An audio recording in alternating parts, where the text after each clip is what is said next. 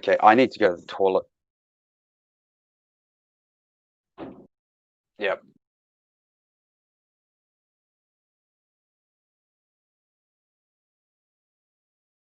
Mm.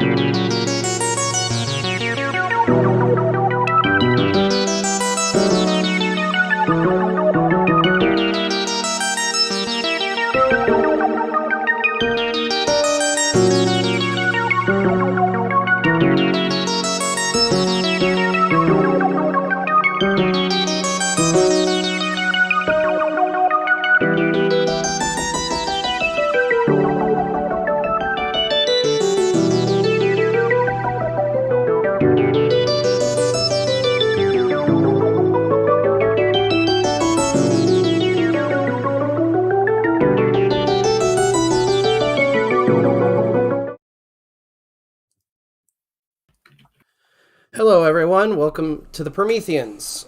I'm Izaran. And I'm Radio Brain.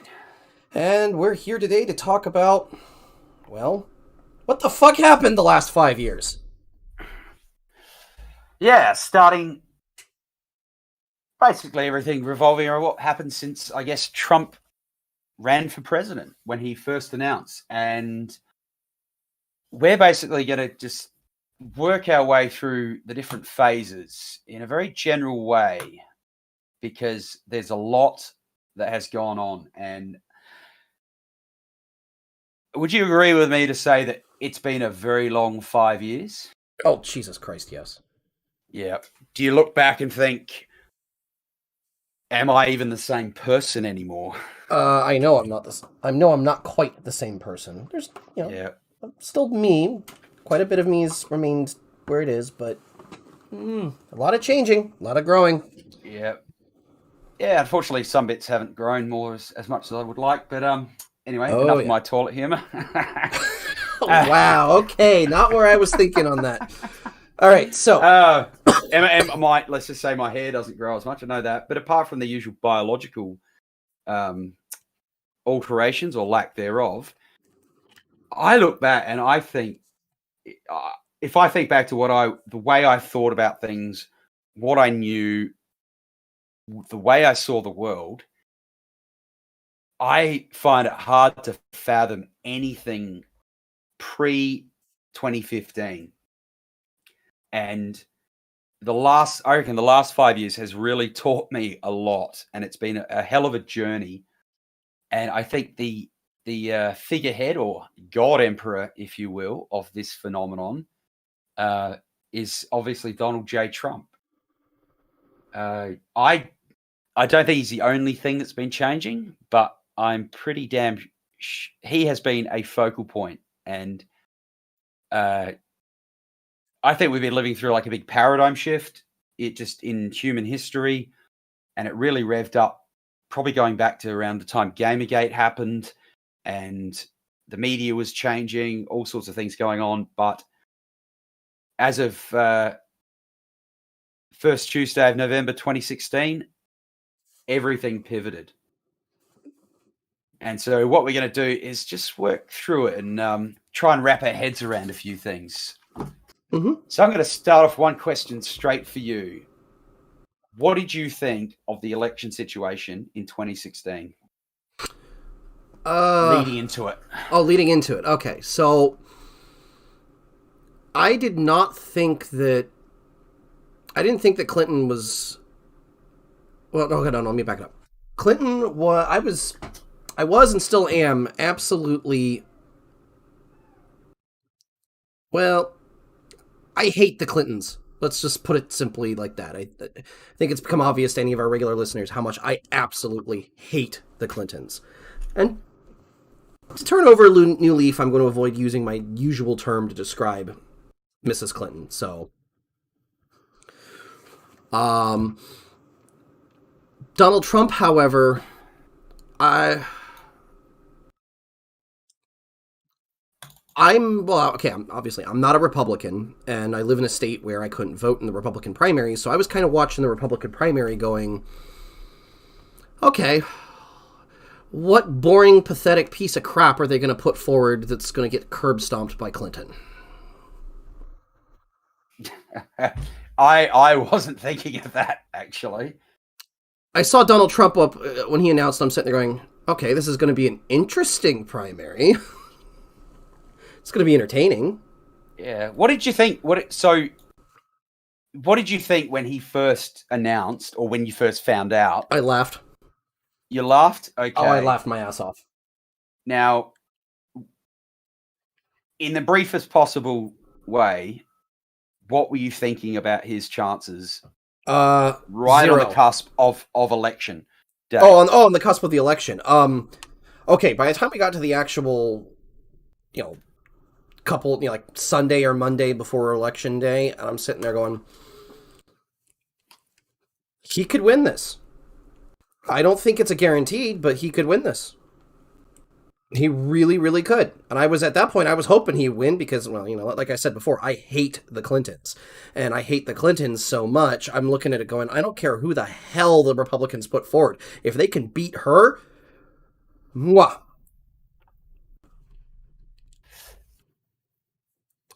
Yes. So what the big question now that I think we should dip into is what changed between Trump's announcement and election day. Do you remember any specific instances, any specific moments? Well, I mean, there's the regular ones that most people remember pretty easily. Clinton's basket of deplorables comment, which even I'm, who wasn't going to vote for Trump and did not vote for Trump in 2016, I'm sitting there going, I am insulted by that comment.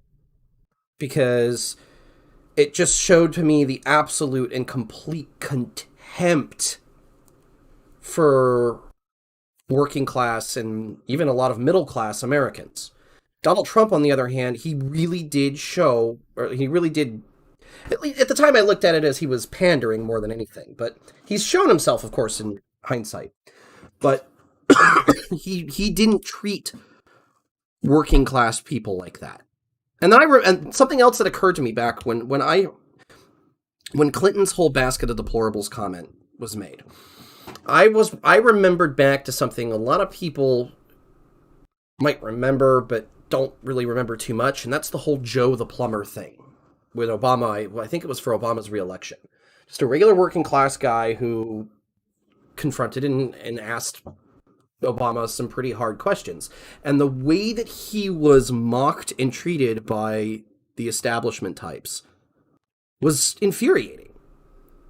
I don't remember the details of the Joe the plumber thing, but I remember that the term became really big because he was just a regular guy and he was treated like total garbage by the establishment, the swamp monsters. Yeah, I'd totally forgotten about him. That was that was a very and the I remember that because he was actually, it was a real person. It wasn't just some hypothetical. No, yeah. But he became that. He became almost a meme. And he became a symbol in a way. Yeah. And I remember that. That was 2012. And I remember that being very odd compared to what happened in 2008. So something had changed in there. Mm-hmm. So apart from the deplorables, where did was there anything else that like really stood out that changed, that where you thought something odd's going on here, or you actually changed your mind? Okay, see, I don't change my mind about Trump until I want to say probably closer to the end of 2017 when he's coming into his second year. And that's because I still held a part of me back that was still holding in going, all right, he needs to actually prove to me he's not a swamp monster. Okay, I don't think he was, but he needs to actually prove to me that he's not a swamp monster. And I think probably the one thing that really, really probably affected that, and the more I've been thinking about it, the more I'm realizing it, it wasn't Trump himself. It was the completely cuckolded Republican majority in the House. But that's because the Speaker of the House was an establishment swamp monster who was an ever Trumper, and that's Paul Ryan. So, yeah, that's taking it back a bit. I mean, that's something I'd totally forgotten about Paul Ryan until about 2 weeks ago, and for some reason he was brought up, and I went, "Oh my god, he was Speaker of the House." I totally and utterly forgotten about it because so much has changed, and I've. But to go back to with with you changing your mind, I assume you're talking about going pro-Trump, not just Yeah. yeah. Because the reason I want to clarify that is because, as you said that, I was thinking I'm always changing my mind, and it seems to be something that's very consistent with Trump. It's like constantly trying to figure it out. And I think for myself, when I first heard he was running for president, I thought the first thing I thought was, "Oh, here we go again," because he's done it before. He's brought it up. But he's never actually followed through. Yeah. Yeah, and I thought at the time that this was going to be the usual thing, which is that he says he's going to do it and doesn't. But this time, it wasn't until later down the track that I realized, no, he'd actually done it. Like he'd had his, he had given a speech on it, which I believe is it's not an official thing to do, but once you've given a speech, you have officially thrown your hat in the ring. Well, I mean, to the public, yeah. Obviously, the procedural is different, but yeah. Yeah, I think it's. I forget now, but there is some that. It's not a specific procedure, but there are ramifications. Once you say you're doing it, you are officially running. It's obviously contingent on whether or not it can be taken seriously as a run, like you got the money and you're actually going to go through with it. But there are ramifications, so it was a big deal that he actually had done that, and I hadn't. So I wasn't really picking up on a lot in the media. Now, the first thing I thought was, as I said, here we go again. And the second thing I thought was, oh shit, he might actually do it. And looking at the situation, I was actually quite fearful of it. Not fearful. I was quite worried about what he might be like, because the way I saw him was he was just some celebrity billionaire, had a reality TV show, which was a big negative for me.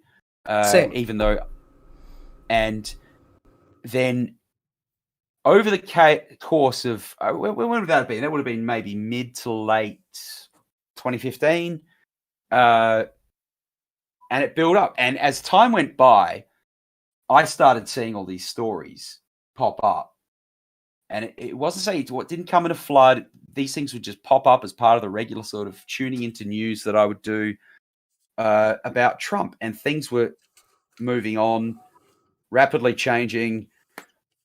And there were a few key moments. One, I remember being at my parents'. I remember this very vividly. I was having dinner with my parents, sitting at the dinner table, as per usual. Off to my right is the TV, because my dad always has the news on. And this story came up of Trump, something related to Trump on our delightful state-owned ABC. And just to clarify for the audience, it's the Australian Broadcasting Company, not American Broadcasting Company. Yeah. I know that can get confusing. I know that can be confusing. Sorry. I'm sorry. Continue. Yeah. Actually, that is slightly important because of something I'm about to say. They covered a story, something about, people are saying, or the government saying that if Trump becomes president, the whole system will collapse. Now, I didn't say it explicitly, but they implied it through saying that the Congress and the Senate won't work for him. The Republicans won't work with him. And I immediately heard that. I immediately heard that and thought that claim is BS, because I'm pretty sure, it doesn't matter. The president, like I said, that's one-third true. What's one-third? Yeah. The House Republicans wouldn't work with him, but the Senate Republicans did.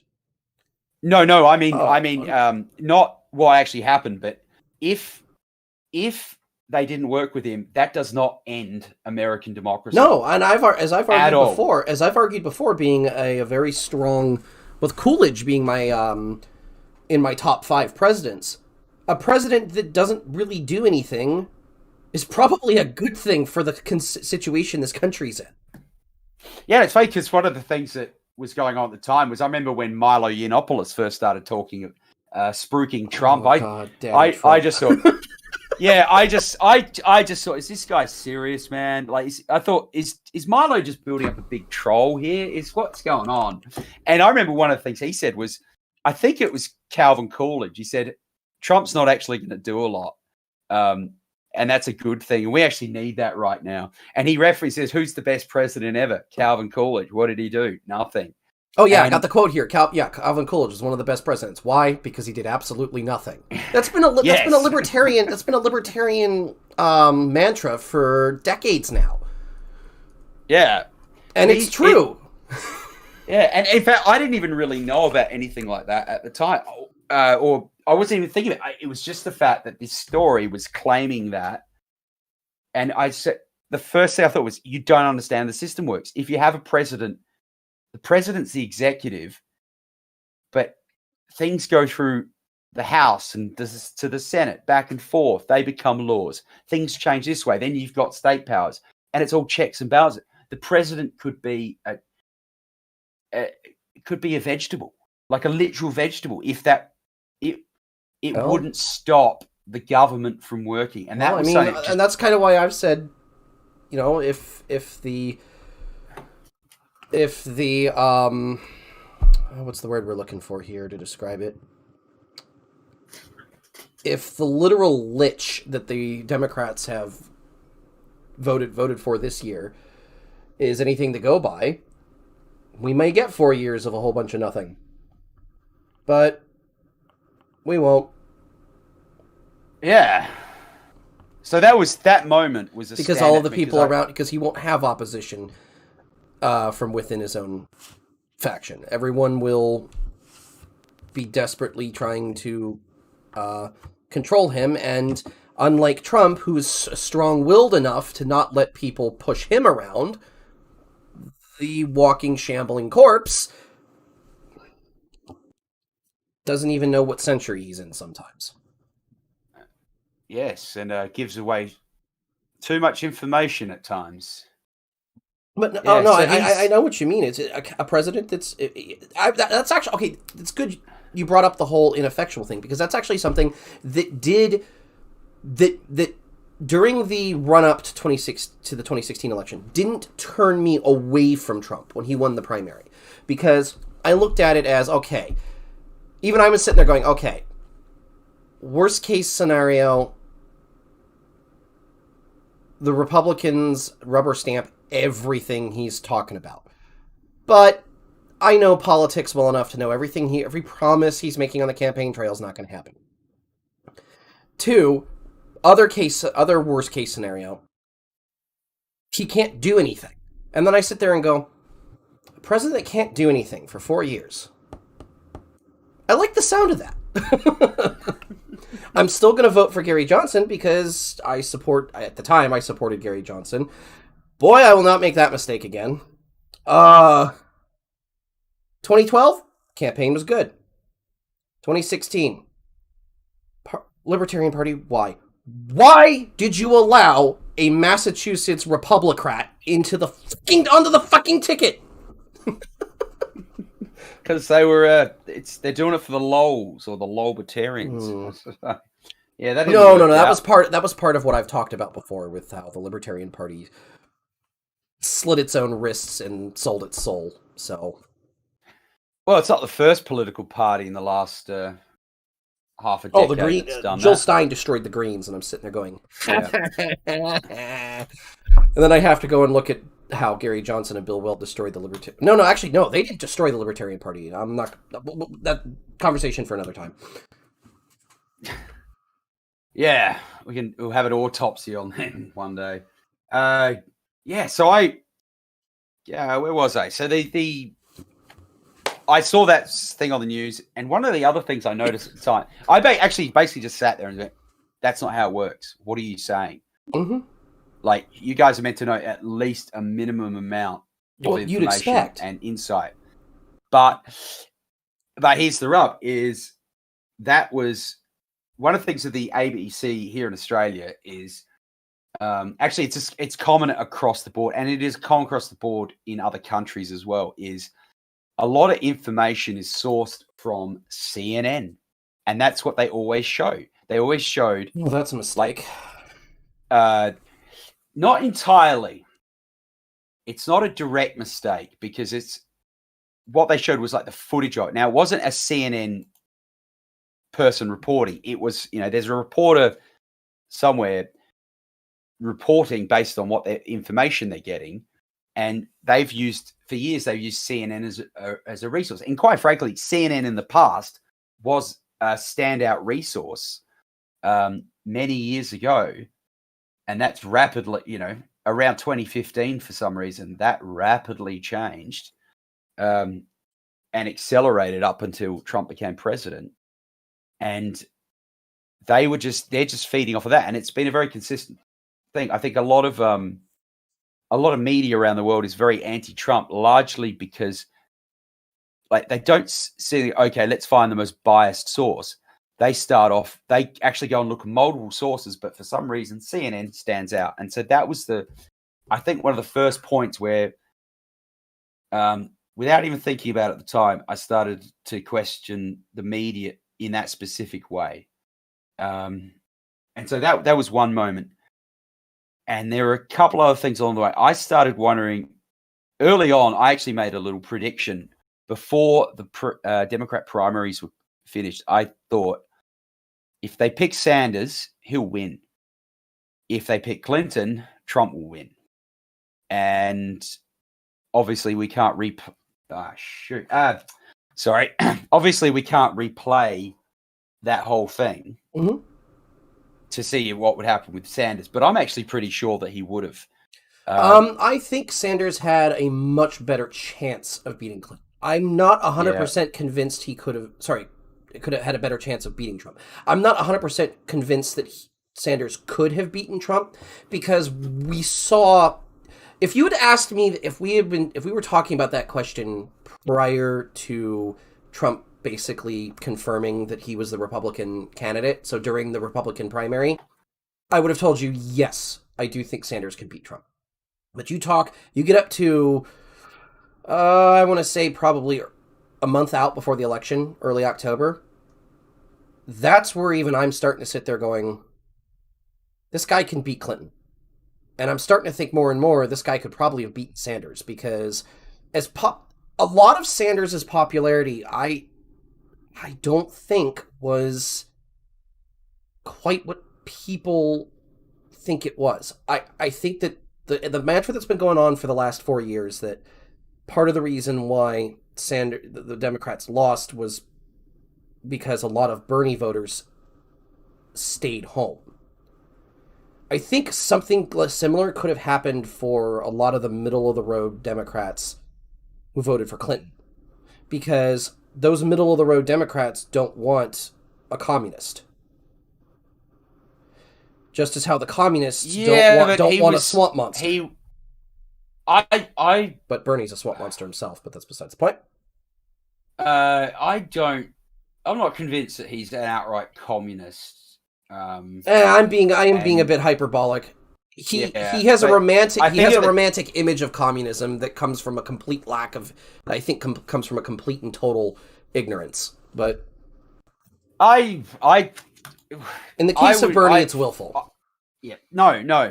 Well, maybe not. I'm just going to put forth my point of view. I still put a big question mark over it, and I think it's very hard to tell. But if you go back to a lot of what he said back in 2015 into 16, he wasn't too far away from Trump on a few things. Yes.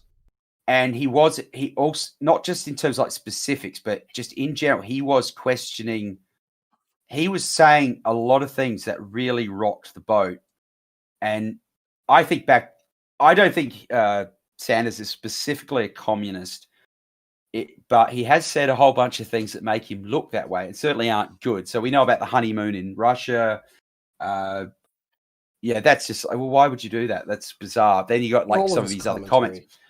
A lot of those comments. No, because when I was young, back in, and I'm talking like when I'm really, really young, back in the 80s and going through the 90s, a lot of what he said was standard rhetoric from people questioning the system. And I think that Bernie Sanders is just stuck in the past. He's an example of, I think that when he's talking about democratic socialism, he's stuck in the past. And actually, I was hoping that he would beat Clinton, and I was hoping for that so that originally keep, basically just to challenge the system. I thought you need a game changer. You need something that's going to change the game. And I didn't think Trump would be that. I thought he'd be a farce earlier on. But eventually, even before I figured that out, the thing that got me about Bernie, and this has been proven, is whether or not he's actually a socialist, or it doesn't matter. But when you start calling yourself a democratic socialist, be warned, there will be people riding in on your coattails. And that's exactly what happened. And those people are going to be, they're not going to be the nice, cleaned up, we're socialist, but we're not going to, steal your means of production. No, those people will come after. They will come after you. And that's what concerned me. And so, but I also know that around in the election, there's estimates of up to like a quarter of the people who voted for Trump were pissed off Bernie supporters. Yeah, that's true. That's the high end of it. It's something like 10 to 25%. So I think that election was absolutely, mind you, I'm now questioning this because I'm now wondering, I wonder how many dead people voted in 2016, but that's another matter.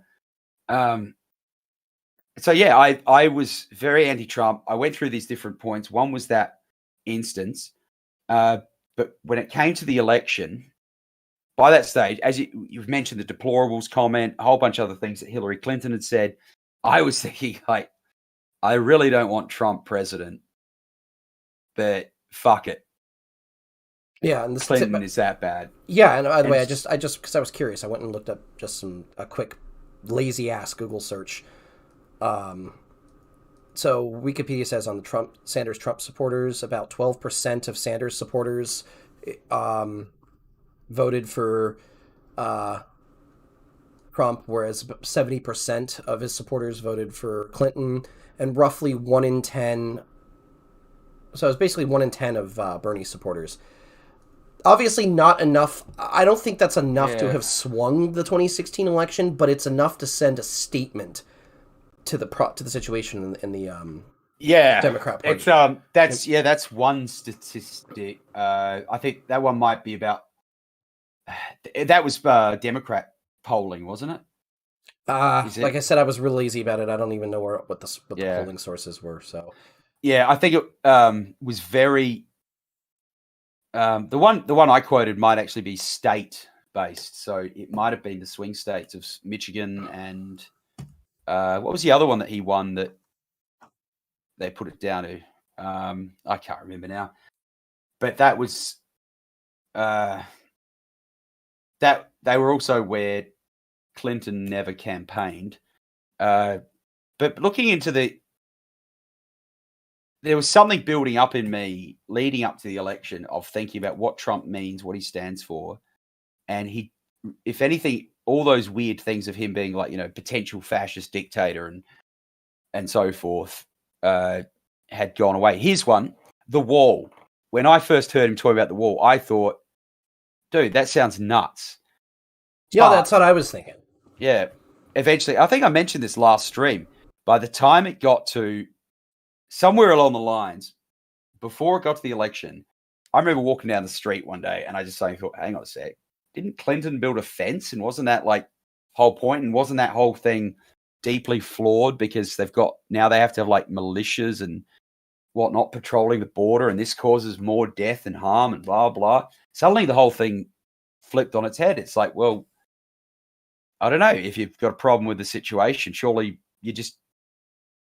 a wall would be better. And so I that whole narrative died in the ass. Mm-hmm. And then when you get to the election, I was kind of becoming pro-Trump, but I was still sitting there thinking, oh, Jesus Christ, I'm so glad I'm not an American today. And I don't know what I would have done if I'd been able to vote for it. But funny thing is, on that day, at the time, I was working 2 jobs. I'd been out of the IT industry for a bit and I got back in, but was only working part-time. And I did that in the morning. And in the afternoon, I was doing a cleaning shift with the IT job. I did not go in that day. I called in sick because I did not want to hear the conversation, the anti-Trump, pro-Clinton conversation that day.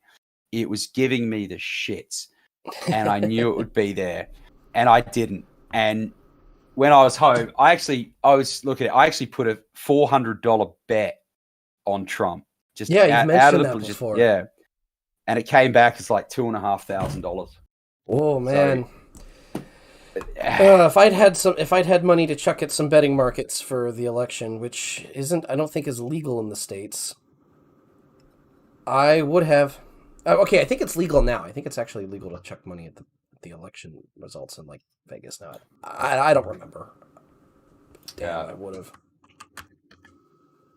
Yeah, and that afternoon, I went to the cleaning shift. I was going through it, and I remember later on in the shift, I just said, okay, where's the election? I looked at it on my phone while I was taking a little break, and I remember looking at Twitter and seeing all these, because on this Twitter account I had back then, it was what I now call my normie account. It's got my name, photo on it. I don't shit post from it much, nearly at all. And I follow a whole bunch of people in IT, in the tech space, and fuck me, were they freaking out. And I remember one of the first ones was a woman going, "Oh my God, what do I say to my 3-year-old child that Hitler's now president?" And I thought, well, what would you be saying to a 3-year-old? And secondly, there's no way he can get past 8 years. There's no way in hell that he'll be able to declare himself a dictator. And I thought, by that time, your kid's going to be 11 and probably still too young to appreciate what the hell's going on. Mm-hmm. And it just freaked me out. And I remember making a comment to that person, and I made comments to many other people. And then the next day, noticed that I'd been blocked by them all because it was like the dam broke. I just started shit posting the hell out of it, just with this woman. My comment back to her was, basically, good to see you're starting the indoctrination early, and things like that. It was just, it's like, no, fuck this. I've been watching all this SJW crap. I've been watching all this weird shit going on in the media and popping up and all sorts. And, because Trump also tied into the whole thing, like calling everyone racist and sexist and blah, blah, blah. The ascendancy of wokeism. And and the thing is they were going to do that. They were going to do that to whoever the Republican nominee was, no matter what. They would have done it to Bernie. They would have done it to anyone but Clinton. I'm with her. There would have been more of it at Bernie than Clinton, but none at Clinton, because that was. I know there wasn't. There wasn't, but they still would have. But still, they would have come down. No, it wouldn't have mattered. Okay, a friend of mine was really, really backing Ben Carson in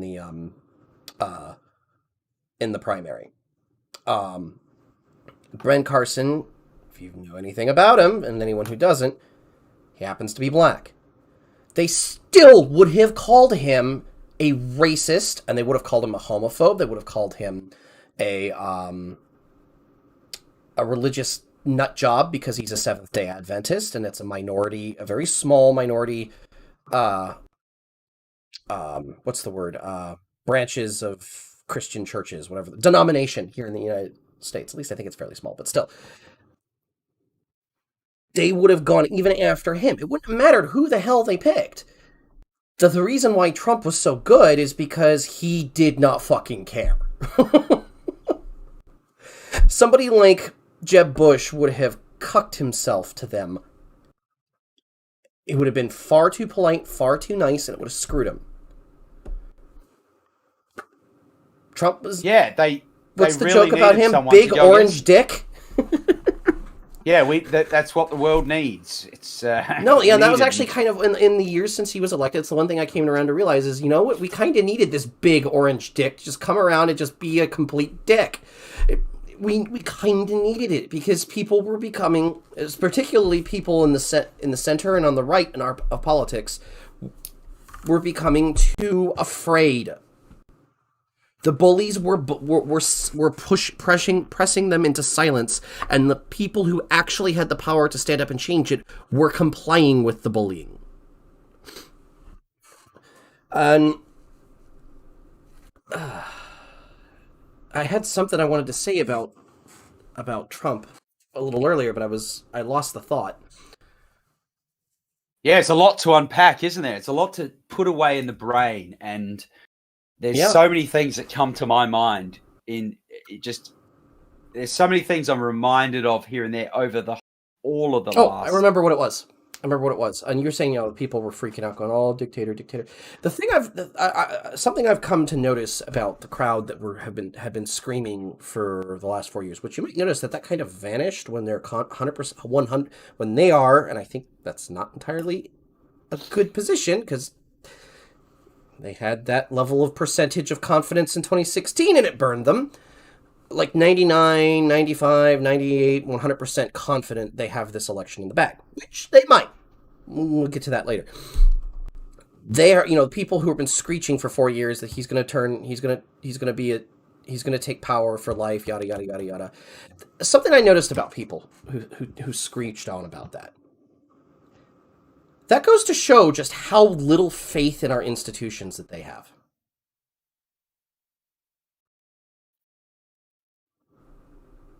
Yeah, a lack of and it makes me either lack of faith. It's either lack of faith or lack of awareness of. I think we've already talked about this before when we were talking about the Electoral College. There's a lot of people that don't have as in depth understanding of it. Yeah, it's an ignorance it's an ignorance of the system. It's an ignorance of how things work, and some of that is not their own fault. I've been railing for years now that our public education system is it's absolutely disgusting when it comes to teaching civics and government. As in, it basically doesn't. I had to take a politics and government or political science class, one, for a single term in high school. And I'm sitting there, the more I've thought about it, the more I've realized that's the type of thing that should be started in when kids are about 11, 12, middle schoolish age, all the way up through. Because about an 11, 12-year-old is old enough to be able to start to understand concepts like, you can start to introduce concepts like the U.S. I'm talking about, of course, here in the United States. U.S. Constitution, the founding documents. You can start to teach those sorts of things. You can start to teach the moral frameworks and the philosophical basis behind them. Basic ideas like that people should be able to govern themselves, not have somebody else rule them from on high. Those are things a kid can understand. But it doesn't teach them. Anyway, the point is wait. Yep. The point no, you go on first. The other thing I realized about the people who were screeching about the dictatorship thing, the reason why I started to become more curious about that is because it makes me wonder if there's any kind of projection in it. That they are always afraid of the other side being the dictator because they are comfortable with their own side being the dictator. Especially if she's wearing a pantsuit. Or if he says, "I have a phone and a pen," as former President Obama had said. And the thing you have to also wonder, well, okay, you and I might know this, but the thing that a lot of people, when I think the way to approach that in the future is to approach people who think like that with, well, why do you think the system is so broken that you're afraid of a dictator? They're not going to respond very well to that. Of course they're not, because that means they have to reflect on the things that they have supported for decades. Well, they have to pass the sentence, actually, first. Well, that's that too. The biggest thing. And when you say, why are you afraid of a dictator? They'll go, A, I'm not afraid. And But you're the one screaming about this Yeah. person becoming a dictator. Or- It sounds to me like you're afraid. yeah, or they'll just say, well, because Trump's obviously a dictator. Like, isn't it obvious? They won't process it. I think this is also, you mentioned education Mm-hmm. and things like the Electoral College and how, the system's sort of built to avoid having a dictator, and Oh, yeah. I think it's one thing to educate people, but it's another thing for them to consistently remember what they learned. And I think that it's either a lot of that screeching about him becoming a dictator is either outright lying or it's ignorance. When it's ignorance, it's either fundamentally derived ignorance of someone who's just never known it or hasn't had a full enough group. But the other type of ignorance is people who don't think about it. And I'm not sure if the word ignorant is correct. My meaning is correct there. Maybe there's another word for it, but that is something that's been really brought out over the last 5 years. And pre-election to 2016, that was looking back on it now. I remember it very differently. It's just some of the lessons I've learned over the last 5 years. Firstly, just how far some people will go to lie, how they'll go to sink, just how low they'll sink just to keep others down. And the other thing is just how little people are willing to admit they're wrong, and just how little they're willing to deal with it. It is. Yeah, I'm guilty of that too. And that is, but I think everyone does it, but that's my point. How low? I didn't think that people would be that pig-headed as to keep some idea going for say like 5 years. I know, and see that's where I think a lot of the root of that problem is too many people allow themselves to become ideologically possessed. They become so entrenched in their politics that they are no longer able to see anything else. Yeah, and sometimes,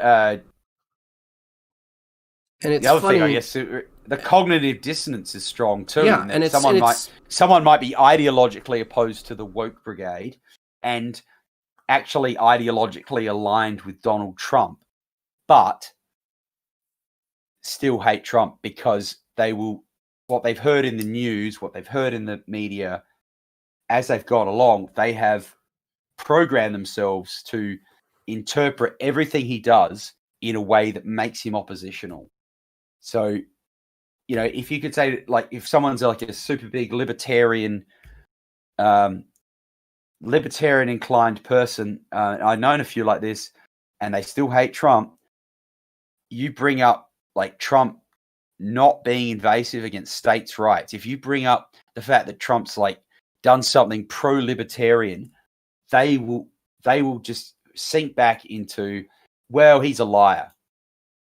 Like, whatever, they formulate some little logical step in their head and they reinforce it. And that is, that's the other thing that is another thing that I have learnt about. I've learnt just how far some people will go with that in order to maintain this position. Mm-hmm. And it is mental. And I think I look back and I actually feel kind of grateful that I would have been a very questioning person anyway, but I feel very grateful that I was paying attention through 2015-16 with the whole anti-SJW movement or trend and all these things, that I got into that. And that I learned a lot about from Gamergate, and that I was able to be open-minded and understand changes that were happening in the media so that I'm not stuck. So I've been able to look into what's going on and moderate my view and understand it. Oh, I can relate. I am the living embodiment of, I'm in a lot of ways, I'm a living embodiment of not changing with the times, but learning and growing politically, because the absolute fucking Yeah. roller coaster I've been on. Communist. I own it. I accept it. I was an idiot. Yeah. One thing I was going to say, And I own a helicopter. yeah, well, I'm Now no longer a proud communist. I'm no helicopter longer a communist, so I don't need a ride. Anyway, Oh, you pay for your ticket. yeah, I don't need the government to do it for me. Oh man, okay, we're struck for that Yeah. one. Anyway, I was gonna say there was something I wanted to say there on the what was it? Damn it, I had it and then I lost it again. It had to do with Christ. Just carry on, I'll remember it. Yeah, well, actually, I was going to say we should move on to the next sort of part, which Got is it. after post-election. Got it. Okay, go for it. Yeah, so when we were talking about the ideological possession back there, like, look, people like you and I, we're obviously political animals. We just inwardly digest as political news, and obviously we're involved and engaged with our political positions. But I don't think that I would be able to stop, that I would be able to stop being friends with somebody because they have political views that are different from mine. I don't think that I could look at somebody who voted differently than me and treat them like they are the worst thing on earth. In fact, I know I can't do that. I know I'm fairly confident I have at least several friends who pretty much always vote differently than I do, and that's fine. Well, I think that things get complicated actually with that issue, because I'm not the type. I wouldn't necessarily want to stop being someone's friend over political differences. It was such a pointless thing to end a friendship over. But I'm losing friends because of it. Or quite frankly, I'm actually glad in some cases. Because as I said, it's shown people's it's shown more about people's character, and some people, they might have been mildly irritating on the subject of politics, but now they're just obnoxious, and I'm quite happy to see it go. Another thing is, when you look at some of the things people are willing to say, like there's people willing to say, "Oh, I wish Trump had died of COVID," or "I hope they assassinate him," or "Trump supporters should be rounded up and shot." Well, with that last one, I'm sorry, but we're going to have to end the friendship there, because okay, I know what you mean. When we're talking about like seriously absurd extremes, yeah, that's actually kind of these aren't. Are they so absurd now?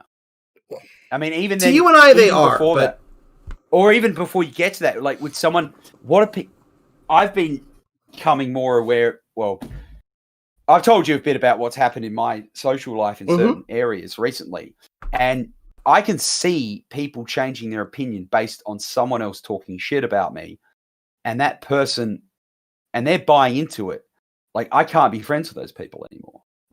Those relationships are literally disintegrating, and they're not doing anything. Some of those people are not doing anything extreme. See, it's kind of what I'm talking about are more like things. I guess actually cut to one really key point there is, would you really want to be friends with someone who's not willing to be friends with you because of a difference of opinion? Like that, I think if you know someone like that, that's actually a point where you got to go, well, hang on a second. Maybe I don't want to be your friend in the first place. Well, no, okay, I see what you mean now. Maybe I'm condensing things down a little bit here. So let me elaborate a little bit what I meant. Things like, I know for a fact I have friends who are pro-choice. I happen to be pro-life. Certain positions and things which are still widely seen to be very hotbed controversial issues. Abortion being one of them. But the politics have gotten so wild that there are some people who cannot cross a bridge with an open hand to somebody on the other side of that political issue. And that's what frustrates me. Yeah, well, Because actually, I believe very strongly the things that I believe. I'm very, very convicted in them, but doesn't mean that I'm gonna be awful to you actually, because you that's a hold the good opposite point. view.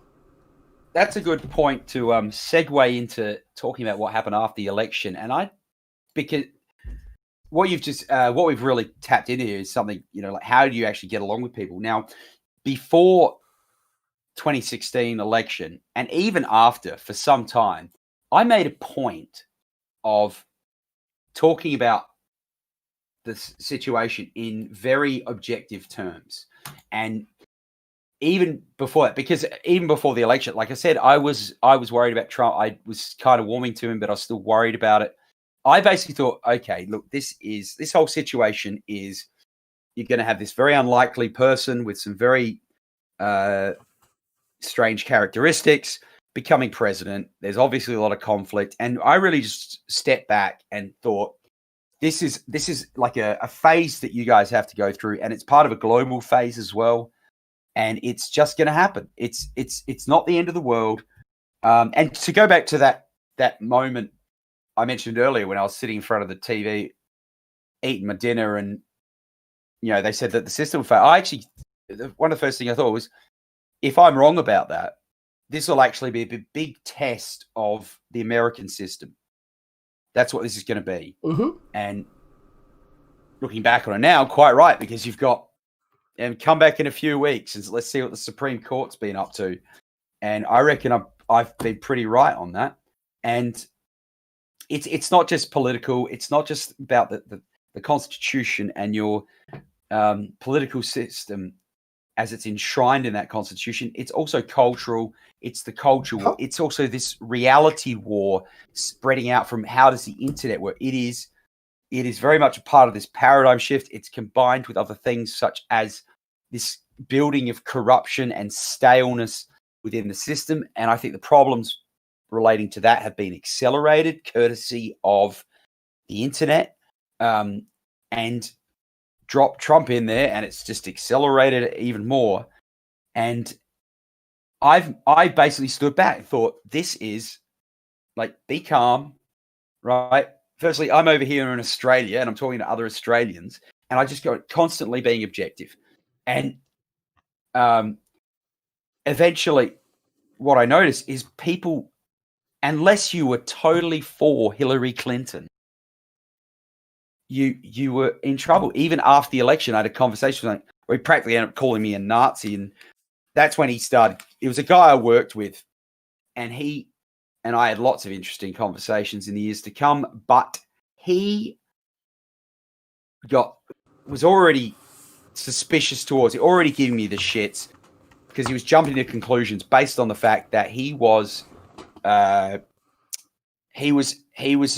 I was some kind of, I don't know, he didn't say it there, but really leading into the far right and the alt-right and all these things. And for various things I talked about, just talking about, changing trends online. But after the election, he was literally whining in a conversation about how, Clinton should have won. Why do we have this orange dick? And something else came up which prompted me to say, look, if you'd voted for Sanders, you probably would have had a better chance. No, sorry, I didn't say that. No, I was very objective about it. I said, I think Bernie Sanders would have had a better chance. Well, I agree. I think he might have actually got it. Yeah. I think he had a better chance than Clinton did. I still think Trump probably could have beaten him, but again, we'll never know. Yep. But the point is, okay, so from that, do you think it would be fair to assume that I'm a foaming at the mouth Trump supporter, that I'm secretly a Nazi, and I'm like the local head of I'm the head of the local alt-right chapter or something like that? Do you reckon that would be a bit out there to jump from Sanders should have had the nomination to all that? Yeah. It's a bit of a jump. Yeah, well, that's pretty much where it went, and that's not And I was consistently like this, and I didn't get in people's face go, "Yay, Trump!" at all. No, and if anything, they pushed me further towards it in the end. I'm sitting there having an argument during the run up to the 2016 election. I'm sitting there having arguments with people online about about Trump versus Clinton. I'm sitting there going, just saying things, pointing out the problems with Hillary Clinton. And the one thing I'm constantly reminding people of is Trump's full of hot air on a lot of things. But there are two things you can't ignore about the man that may actually be good for us going forward. He's not a politician. He's not a swamp creature. And to some people took that as, well, you're just an alt-right Nazi who's supporting a Nazi. And I'm sitting there going, yeah, it's Gary Johnson, you fucking Nimrod.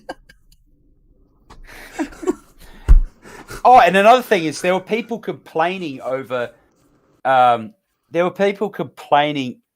anti-Trump people who were complaining about Trump becoming president and how it came about, who got shit. I remember someone complaining about, the whole pussy grabbing comment.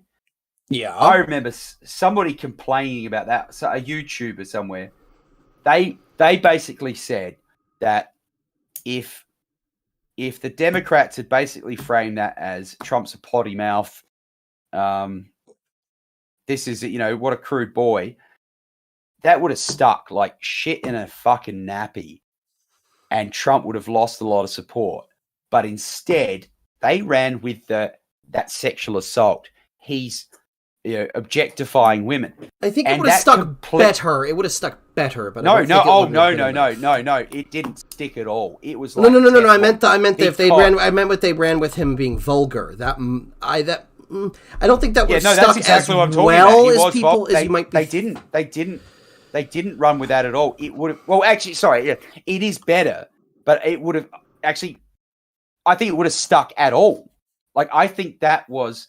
That, because right around the time that happened, that was a crucial thing. Can you have a president who speaks in the way he does sometimes? And that's the thing. Exceed? That didn't piss off as many people, because that was brought up. That was brought up even because remember, the Never Trumper Republicans were already on the war path by that point, and there were plenty of them. Yeah, who but they were failing run. as well. They were failing as well. The thing is, the Democrats ran with that sexual assault. They did. When somebody sits down and listens to it, you'd look at your average person. What they're hearing is, you guys are lying. Yeah, because that's not what he said. He wasn't saying I walk around sexually assaulting women. He said they let you do it. I don't remember if he said on top of it, but I think it can be very easily garnered from what he's saying that it's implied that it's a consensual action, even though it's kind of disgusting and but. Well, hang on a second. Is it actually disgusting? This is what I mean by that. What I mean by that is personally, I find that sort of behavior to be personally disgusting. Hang on, which behavior though? The just grabbing women by the pussy even when they're completely fine with it. But he's not though. I know it's not. I know. But he's not. In fact, he's explicitly. He is. I think the average person hears that. If they heard, Trump talked about going around grabbing people by the pussy, you go, okay, that's bad. But once you hear the tape, you know what he's talking about. Exactly. He's talking about it's purely colloquial, and he's describing consensual relationships. And people aren't stupid. Even stupid people are not stupid. You've got it's about the attitude of people, and this is something where the average voter is completely underestimated. Like they worry about how, they draw them as like the lowest common denominator, but they've got more sense. The media has never had a total hegemony over convincing people of anything. They have always been questioned by most people, and their power comes from sucking other people in. I think that was something I know. But to go back to how I brought this up, the guy who was talking about it, he got flack. oh, you Trump supporter. The guy wasn't saying. He was a bit like a lesser known Kyle Kalinske sort of character, and he was like, fucking damn it, we've lost the election because of all these mistakes, and it was like, oh, mistakes? What? You're a Trump supporter, and boom, he copped a lot of shit, and when really it was. Yeah, in fact, actually, Kyle Kalinske, I think, actually did talk about this. He talked about I don't follow mistakes Kyle, are made, so I'm address not sure. them. Yeah, he did. But I do recall there being Kyle was one of the people who actually kind of caught on to the fact that they done goofed. Yes. And then he went off the deep end in the last 4 years. Oh, he's I don't know. He's a little saner. He's a little saner than people like Chunk, but he's not exactly. He could have done better. He could have grown far more than he has. So yeah. Like I said, I don't follow him. I don't follow him, so I don't know too much. I just what I see and hear that pops in from time to time. He is behind the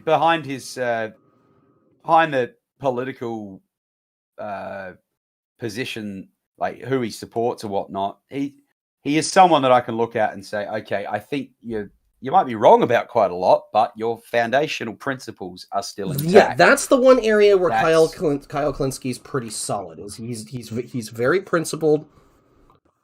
He sticks to his principles, that kind of thing. Yeah, but that was the Justice Democrats thing is a perfect example. Yeah, bad of an so idea. I got it was. Yeah. Well, it was a good idea, but they unfortunately made the mistake of letting exactly the sort of problems that the whole thing was created to solve in. Here's a question though: was that volitional? Did they actually let it in? Well, because that's kind of like it. This is the big question. This actually, before we go on, this is something else that reminds me of something important about Trump. Trump's a phenomenon, or he's riding it, or he's at the head of it, or whatever it is. But there is a phenomenon taking place, and I think once Trump became president, or even leading up to it, this total, utter division set in, and anyone on that side has degenerated into, like, the wokesters come in, all these other things come up, etc., etc. Oh, I think we were on that path anyway. Whereas all the decent people who are willing to admit what the hell's been going on have, in some shape or form, gotten behind Trump. And I think that's it. So the culture war is a big thing. And I think that if you go back to when the election happened, I think the people there was a big division between two camps of people, and it wasn't pro or anti-Trump. The real division was, do you understand or have any inkling as to why he got through and what's actually going on here, versus people who are just thinking in a paradigm of comprehending the current political landscape and assessing what's going on, that I just have no idea. And it's just, and as the past 4 years have gone past, that has just gotten worse. And now we've got this situation, and it feels like there's a sort of Damocles hanging over us with the election, because, I mean, logically, Biden is probably going to get it. Mm-hmm. So what? You're still going to disenfranchise. We know that they cheated. Like we know, we have so much evidence, and then you've got these people going, but there's no evidence, or something, variations on that. Well, no, it's now turned into there was some cheating, but it wasn't enough. And I'm sitting there going, I don't care whether Biden is confirmed or not. The fact that even you're starting to say there was some cheating, but there always is for me enough to say, no, it doesn't matter. Just saying, oh, but there's always some cheating no, do not hand wave that away. Cheating in an election is a fucking terrible thing and should be investigated. And that's the thing. They refuse to allow investigations to go through when there's evidence of it. And now they're turning around to saying that there's always some, but we don't need to worry about this. It's like, yeah, and no. on the ground, yeah, the ground, amongst all of us, amongst like ordinary people, there's people willing to say, "Oh, so what? Anyway, look, just get over it." Like they didn't make it; they're not going to make it through the Supreme Court. They're not, court cases, whatever. What do you think that's going to do to like the rest of society? And Well, you're like, how to go back to like the friends thing? How can I be friends with someone if they are going to talk about, like they're going to look at the world as saying like, I don't mind there being an election rigged. I'm just going to turn the other way for whatever. Like, how are you going to trust that person would you trust that person with your life, with your money, with anything? No, because it's diminishing. And so this whole phenomenon of like across cultural, social, political stuff has been ramped up and is just like hurtling along.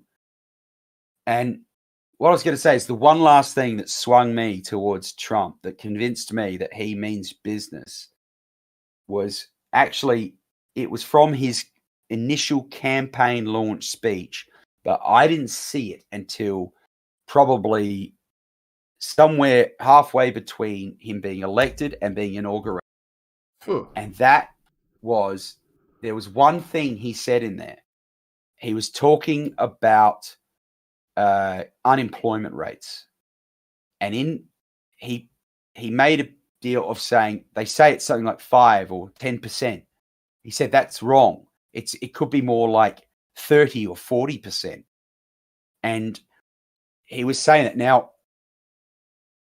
I don't know if you know about how they calculate employment rates. There's a number of ways they do it. I know. Well, the one big thing that's constantly up in it is they stop.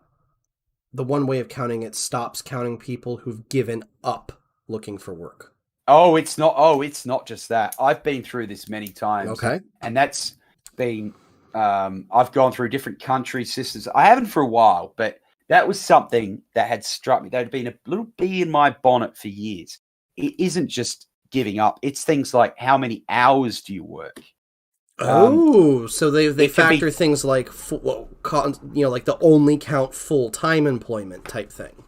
No, they don't. They will do anything here in Australia, because something that I learned about when I was young, Howard came in. They decreased the number of hours worked per week at which you would no longer be called unemployed. Now, how low do you reckon those hours? I have no idea. Before it was changed, it was 4 hours. And after, it's 2 hours. Now, think about the kind of job where you might be working those few hours, and think about how much you get paid for that kind of work. And think about how much you can do with that in your life. Wait. So they counted people working a minimum of 2 hours a week as employed. No. You've got it the wrong way around. Maximum of 2 hours a week. No. It's not that they count them as employed. It's that they no longer count them as unemployed. Oh, my Lord. The part of the deal. And it's not just that. There are things like, and it changes and it varies. There are things like your, after in some place, I'm pretty sure this was the case here in Australia, after 6 months of unemployment, whether you're looking for work or not, you're no longer considered unemployed. And the funny thing about that is, back during around about 2010, I heard about some statistics where they said the average time between jobs has gone from what it was, say, 20 years ago, was about 1 to 3 months or something. That's the average that people would have between jobs. It's gone to 6 to 9 months. And when you think about it, you go, hang on a second. If the average is there, that means that at least a half of the people that would have been called unemployed are no longer that. Oh my God. So you can just see all this chipping away. And I think that's something that Donald Trump knew about. And so he was, and my attitude there was, holy crapsticles, Batman. Ugh. Someone actually said it. A person who is becoming politically active said that. Or not even that. Someone in mainstream media said that. Yeah. Let that cat out the bag.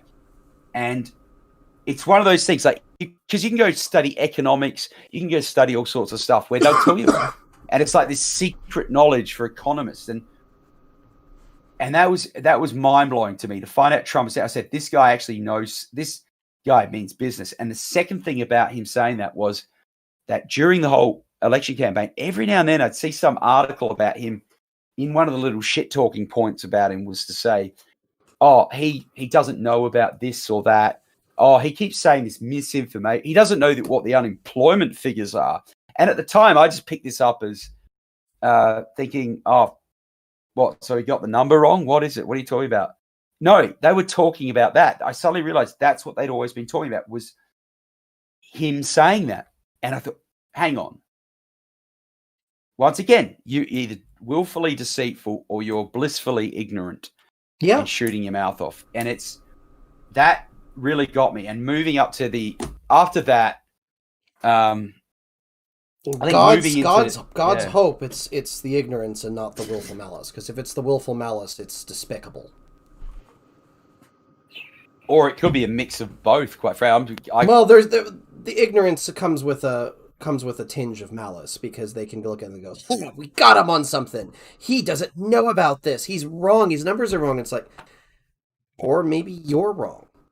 Oh, I just remembered something else. Another pivotal little moment. And I forget exactly when it was, but it would have been probably early 2016. An article was going around saying Trump's an idiot. He doesn't know about this financial economic thing that's a big topic. It was some little sort of semi-scandal of government funding of whatever. I forget what it was, and it doesn't actually matter. It makes it a little hard to explain the point, but it was basically this big scandal, and it was everywhere. And they said that he didn't know anything about it. That was the headline. And then the article, oh, Trump doesn't know anything about it. He was asked about it. See, we've got this video footage, and there's a video on the ad, in the article, and they're saying he doesn't know anything about it. He doesn't know anything about it. And I'm just going, oh, Trump's an idiot. Okay.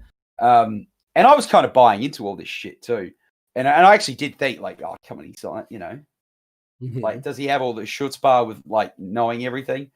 And I read the article, and I see, I took a very negative interpretation. How does he not know about this? It's all over the place. I don't even live in, it was mainly a US thing, but it was also a bit of a global subject. And I watched the video, and in the video where they say that he doesn't know about it, he's unable to answer the question, they show it was at some function or rally at backstage or after whatever. He's walking through, and journalists are coming at him.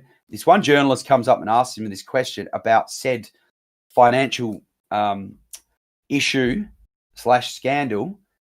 And Trump says, I don't know anything about that. I'm going to get someone to look into it. Now, here's the rub. The guy didn't ask a general question. He asked a specific one. Yeah, of some esoteric economic theory. Fucking, like, not even just that. It was something you'd have to have known. It was really obscure. And I saw that and thought, you guys just lied. You've just lied. You've just said that he doesn't know anything about it. And the other thing I thought is they said, oh, he can't be a leader because of, I had to get someone else to look at it or something. It's like, well, hang on. Isn't that what a leader does? Yeah, I know, right? I mean, that's actually pretty Chad. It's like, I don't know anything about that. Oi, minion, come over here. Right, look this up. Get back to me ASAP. I want that. 5 minutes from now, I want a full rundown. I want a total thesis. Right, boom, I'm in charge. Now, what's the next question? That, how, it pulls a fucking Chad move as a leader. And they're like, oh, he's a poor leader. Okay. Whereas so on the other hand, his opponent is on record having said about the murder of a U.S. ambassador, what does it even matter? Yeah. I'm sorry, ma'am. A U.S. ambassador was just murdered. It matters because we want to know why they were denied the support they needed. Fair question. Yeah. I also think the fact that they tried to cover up Clinton's many sins, That's one of her many or downplay them. Yep. Either the fact they kept trying to downplay it or cover it up just made me get off my ass and go look them up. Yeah. Oh, and that reminds me of another thing. I remember coming up to the election, all this. I was actually up late one night, drinking and smoking by myself, wasting Always a some great time combo. and watching video. Yep. Quality life. I don't do the smoking part, but the drinking alone. Normally it's a complete waste of time, but on this case I stumbled in some a valuable observation. Oh yeah. I just I was watching a bunch of videos on YouTube. Something about this thing of Trump being Hitler came up, and I thought, is he really? I've got the power of the internet. I've got YouTube. I'm going to go look up some Hitler speeches, see what he said. And I watched the couple. One of them's a there it real is. fiery There it thing is. There it is. Radio Brain admitted to watching Hitler speeches. There goes our channel. Yep. Well, wait, hold that. I guess we're fucked then. I guess we're fucked then because I've read Mein Kampf. Yeah. Well, wait till I go where I'm going with this. You might go on. That thought. I was watching one of his speeches. The first one was pretty a bit militant. It was one of some captain, like some historical specific thing to do with the war or whatnot. But there was another one of him sort of. It's a very much sounds like a campaign speech. It's a very much propagandistic speech telling people what he's on about and stuff like this. And as I was listening to it, I noticed a pattern. He seems to be trying to tie everything together and claim that he's going to solve like this different problems and find the sweet spot in the middle, the great compromise, because we know what's what, and all this other stuff. And you've got this, that. And I was listening to this going, who does that sound like? That sounds like Hillary Clinton. That's exactly what she's been saying in her speech. It was the same trend, is this sort of false promise of being able to solve all the problems. And you know who it sounds like now? The Lich. The walking corpse. Now, which one? The one that pretends it's from Pennsylvania. Scranton.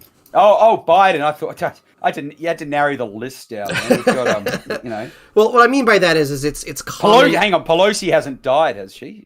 No, and Pelosi never talks like that. If she does, it's on accident. Actually, I don't think Biden. She's too combative and bitter. I don't think Biden does actually talk like that. Well, what I mean by that is not in a specific way. He does talk in terms of making promises, but it was very specific. Yes, Hitler had a very particular style. It's like more than just false. The standard... No, not his style. Not his style. The content. Let me finish just let me finish real quick. Style's maybe not the word. It's just Hitler had a very particular structure, and it was a little more than just your standard political bullshit. That's what I was going to say. Go on. Yeah. I think that. Yeah, I'm thinking about that more. But I think what I was going to say is the very specific point the very specific similarity was this claim of being able to serve everyone, serve all, and take like some sort of divisive issue and find some sort of middle ground wherein and really claiming to help everyone. That's something that Clinton was doing a lot. Mm-hmm. So now you've got Biden. Biden's picking specific issues, going, right, hot button issue. There's the fucking thing everyone wants to talk about. There's the other, here's something I've got to make it look like I know about. Yeah, that's the standard political bullshit. Yep. But Clinton, you're probably actually right on that, how very specific it was. But it was straight. And I watched a few Clinton speeches as well. And I would hope the other thing you might have noticed is that while Clinton does that same thing of trying to create a solution for everybody, at the same time, there's an undertone of the other and the threat that the other is. In the case of Hitler, the other is the Jews, and he's very open about it, but there's still that undercurrent. Even in the speeches of Hitler's that are not overtly dealing with things like war or dealing with his idiotic ideals of autarky and Lebensraum, things that don't, that there's really doesn't seem to be any way that he can inject the expansionist and anti-Semitic belief structure of the Nazis. There's still an undercurrent there. It's still felt, if you will, in the way that he's talking. The way he's talking about bringing people together. He's not talking about bringing everybody together. He's talking about bringing everybody who cooperates together. Everybody who serves the purpose together. It's a very, very, very clever and carefully constructed way of speechcraft. Yeah. It also occurs to me that they've... It's one of the reasons Hitler was a great orator, by the way. Yeah.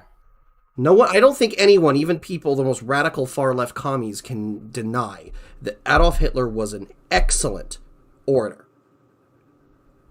Because he was. He could captivate crowds, even crowds of people who thought he was bullshit, because he was interesting and engaging to listen to watch. Yeah. It's very, charismatic. No! His speaking is very charismatic. I understand... he's more, it's hard to gauge. I think it's been put really well by a lot of other people. I think Peterson said this at one point. It's he was someone tapping into the audience. Yeah, he understood crowd psychology very well. And no. He had a natural bend to it. He definitely had that, but he didn't know it. He seems to have been someone who just had a natural, he was like a feedback loop. He was actually like an entertainer performing and then picking up on what people said and then feeding it back to, like, tapping it. And Pearson specifically said that, this is how he tapped into the dark German soul, because he was picking up on what was going on and magnifying certain things, because they were the things people responded to better. So they respond to it better. He makes it louder. They respond even better, so on and so forth. And he was he's injecting his ideology into the crowds while he's doing that. From what I understand, that his ideology may have been more influenced by people in Germany than some people would like to give him credit.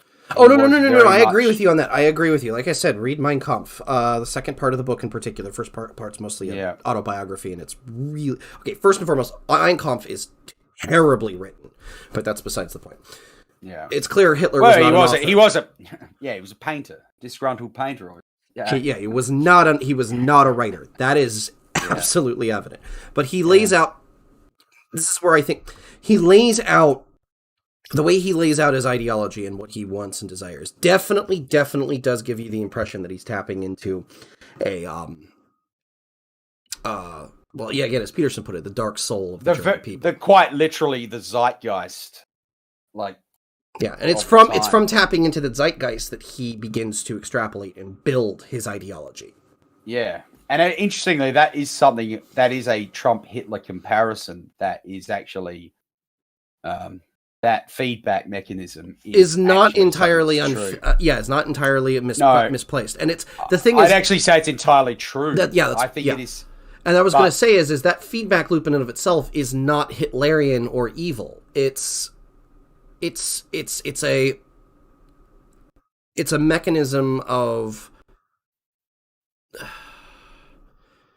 This is really, really watered down because I don't have the right term for it off the top of my head.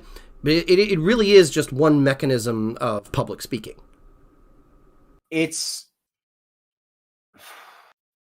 Yeah, not entirely wrong. Sorry, no, you're not saying you're wrong, but not entirely the whole picture. I think... So firstly, any public speaking does that, right? it's Mhm. how comedians operate. Absolutely. You could come up with the funniest joke in the world, put it on stage as a comedian. If no one laughs, stiff shit. You get it out of your act. You got to go for what's working. That's very much there. Hitler was not. It wasn't only that; it was the fact that it was mass broadcast because radio had come in, and and there were other elements, audio visual. Yep. Once he was chancellor, there were other things that just enabled it and made it easier. What kind? What do you mean? Well, so because the German government worked on the Weimar Republic worked on a parliamentary system, the Nazis won so many seats.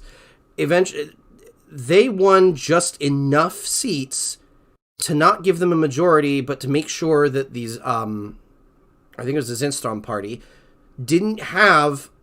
wasn't able to form a government without a coalition. They had to actually, this is straying from the straying. I know. My point is the fact that once Hitler was chancellor, once Hindenburg appointed him chancellor, and then the enabling acts were implemented, where the Reichschancellor took control of the country. Then Hitler was able to do things like mandate control of the radio broadcasting, so that anytime he was speaking, all radio stations had to play his speech live. Yeah. Everyone was required to own a copy of Mein Kampf. Those things expanded his level of influence over minds. It wasn't Hitler wasn't giving these grand speeches to these tens of thousands of people until after he became chancellor. Yeah, it's actually I'm not sure I'm gonna be clear enough exactly the point. The point of him doing it. I think either way. Well, actually, I'm probably more specifically talking about him having that big anyway. But either way, that's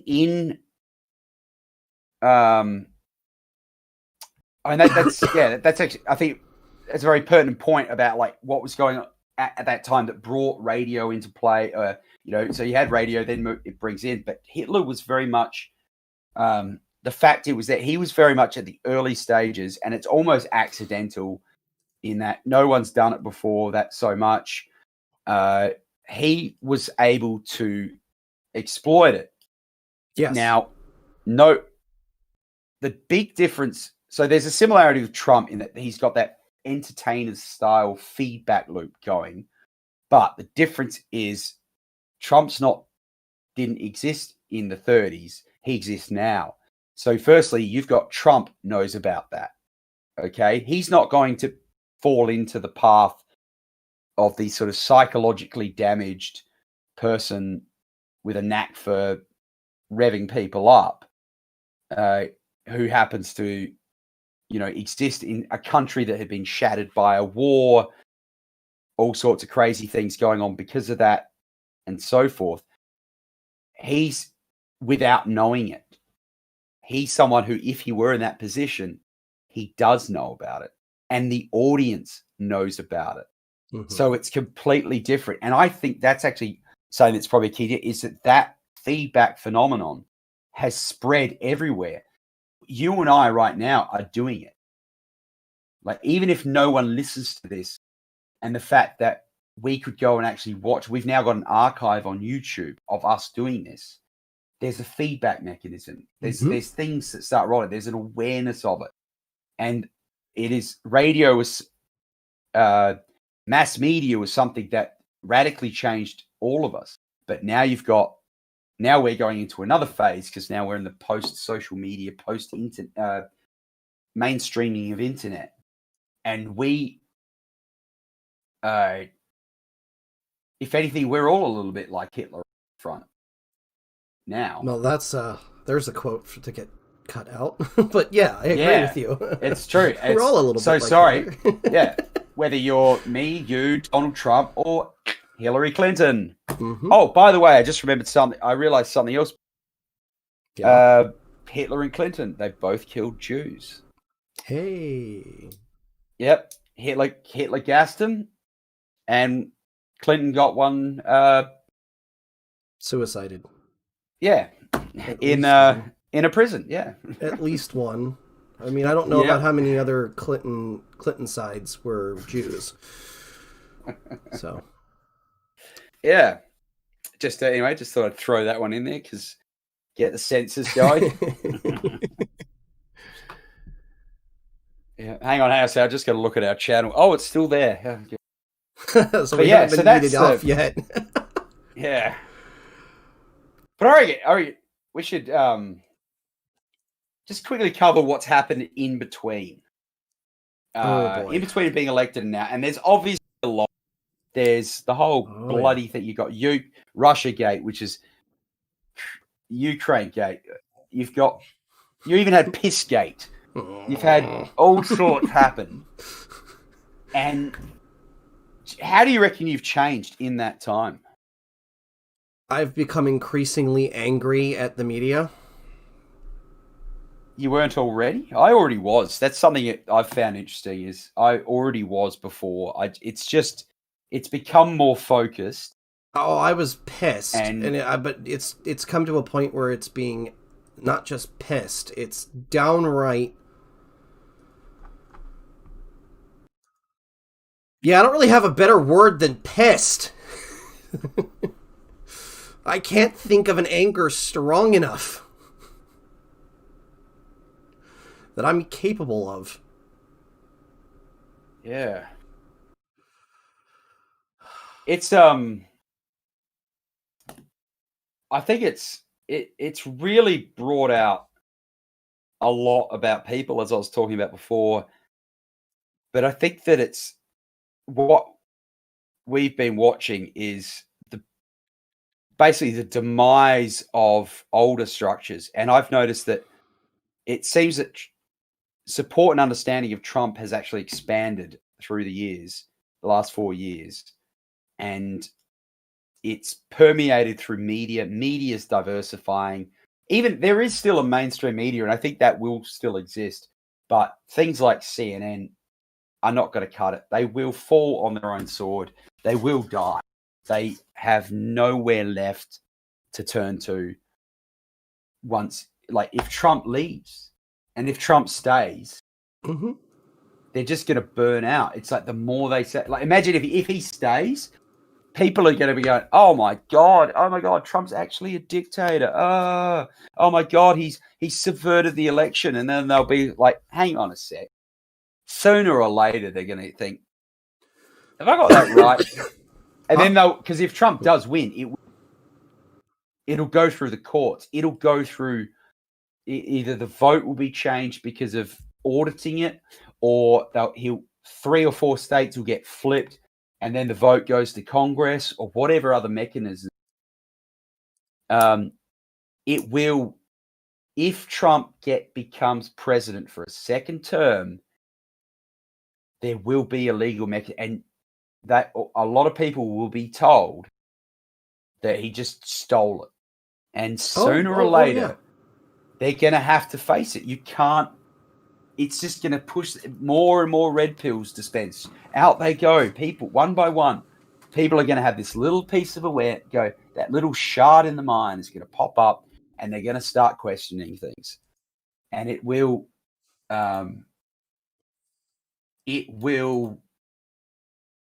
it's going to change. Some people have said that the mainstream media is going to die, and that it'll be alternative, whatever. I don't think that will. I think it will transform into something else. And what we're kind of seeing the death rattles of the old paradigm. And I, for one, welcome our new paradigm master. Well, I was going to say on that, just taking things back a step onto the actual election, with whatever the results of this are. There's a small part of me that thinks that it might not be a bad thing for Trump to lose in the courts, because it will make 2024, I think, easier. If he wins... You'll have to convince me. if he wins... See, here's the thing. If he wins in the courts and he secures this coming presidential term, I have very, very low... I have a much lower prediction that the Republican candidate will win in 2024. Nothing will motivate people. No matter... Okay, see, here's the thing. Whoever wins this, the opposite side is going to be on fire in 2024. I'm not entirely convinced. They are going to have fuel behind it, because no matter who is decided in this one, the other side is already saying they will have cheated. They will have stolen it. The right is already saying that if Biden wins this, he stole the election. If Trump is confirmed winner, the left will say that Trump stole the election. There's no clean avenue out of this election. And the other side is going to... The losing side of this cycle is going to be on fire for the next cycle. I will concede that there will be an increase to the side that doesn't win now. But I'm going to contend that there are so many other factors involved. And one of them is, if Biden wins, one of the things you got to factor in now is the Republican Party is just as could well be gutted for a while, partly because of this anger about not standing up against the election. I noticed there's this thing Tim Pool mentioned about how many, I don't know what it had to do, but it was something about how many people have actually put their back behind whether Trump won or lost, or whether to go ahead with court cases, blah, blah. It was 2 against and 2 for out of all, I believe he was talking about senators. And he put forth the idea that, well, the rest, what are they doing? Quite possibly, they are waiting to see what happens. And if that's true, as in if they don't want to betray Trump, but they don't want to look stupid by supporting Trump and then he loses, blah, blah. So if that's true, when the time comes, if Biden does get the win, then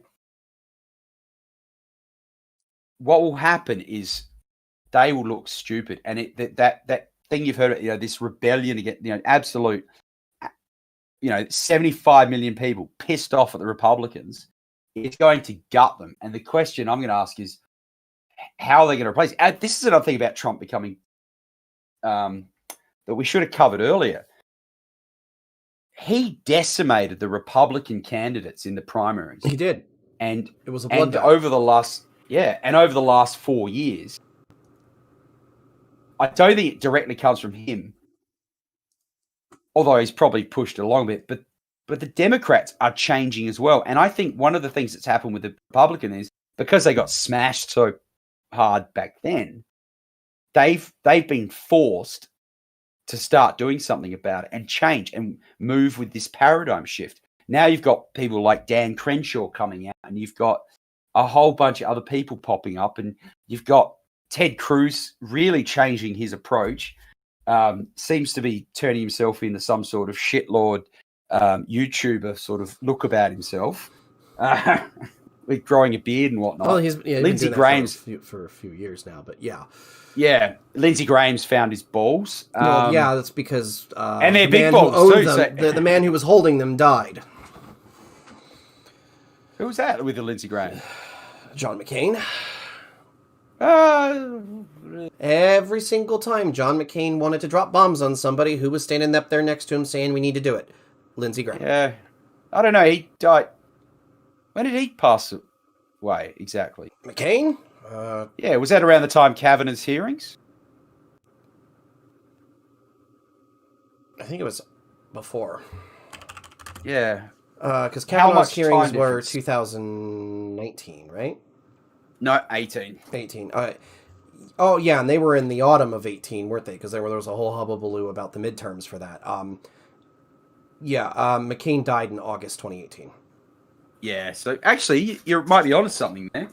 Oh no, I've said it since because Lindsey Graham woke the fuck up seems to have suddenly woken up from a coma after McCain died, and I'm sitting there going, "Gee, isn't that a coincidence?"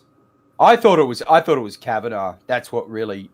I think that was his first opportunity. That was his first opportunity to come out and shine because I can't see McCain. See, here's the thing: I can't see McCain have been doing anything more than quietly just sitting back and tacitly opposing Trump. And if that had been the case, Graham would have opposed Trump. Because the thing is you go back and you look at the history of Senators McCain and Senator Graham, you start to realize Graham kind of did what McCain wanted. He was kind of like, in a way, Graham was kind of McCain's Igor. So, and after McCain died, Graham starts to wake the hell up. Yeah. To the surprise of nobody who's paid attention to McCain for the last 20 years. Yeah. Yeah, I think you're definitely onto that. And I think you're definitely onto that, but I reckon it's I don't know, maybe he was waiting for a moment to shine, but I think that something really, he mentions it in his rant at the hearing, and he mentions a few things. Like one line was, some of those people were his friends, and it sounds like he's done. Go back to what I was talking about earlier. He's probably been through the same thing. He's looking at some of the people lying about Kavanaugh, and he's going, can you really be friends? Where does your allegiances lie? And I think even now with some of the people I know socially, I don't know if I can trust them. I've actually got a point with some of it's like, no, I can't. I could never trust you again. Or, I never say never again, of course, but I can't. Moving forward, there's no pathway out of this that I could say I might trust you after a while. It's not like something has happened, a minor betrayal, and I go, yeah, I'll probably forget about this in 6 months' time. No, this is now something. It's a lasting memory, and unless they get super red pilled and stop pushing outright bullshit, and I cannot do anything. So that was something that struck me with Lindsey, and I think it's, sitting here now talking about it, I'm really starting to think about how that's across all levels. I imagine even Trump's done it with people. Some of his people that he's lashed out at. Although who knows whether he's sincere there? Because I mean, if you remember when he fired Bannon and called him Sloppy Steve, I cannot. I swear to God, I'll put money on it that was just a ruse, and they just went, dude, you're better off working out there than here. I don't know. Yeah, there's so much. Here's another one. There's so much to speculate on. There's so much all the time. So where do you think it's going to go now? What do you reckon moving forwards? What else besides just the outcome of the election? More specifically with Trump, what do you think would happen if he stays, and what do you think will happen if he leaves? So,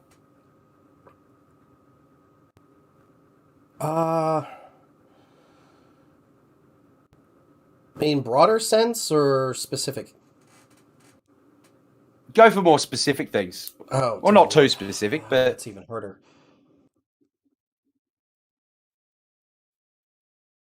Well, I think that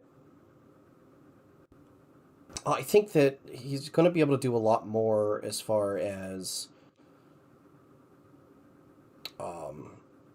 trying to push harder for some of his policies, because he won't have to worry about another election coming in the future. it'll be a little harder for the Democrats in the House to fight with him because they have definitely shrunk their majority. Enough so that certain issues, certain more bipartisan leaning issues, you might have Democrats who are willing to caucus with the Republicans on them because it's an issue that they actually support.